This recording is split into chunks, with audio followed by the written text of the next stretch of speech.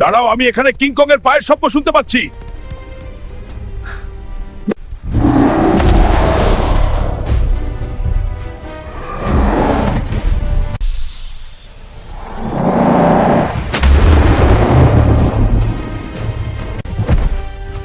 সাদিয়া কোথায়?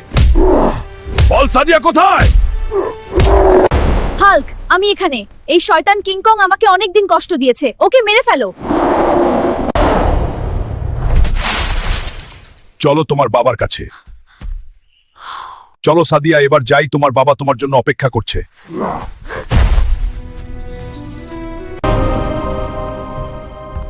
মহারাজ, আর চিন্তা করবেন না, আমি এসে গেছি।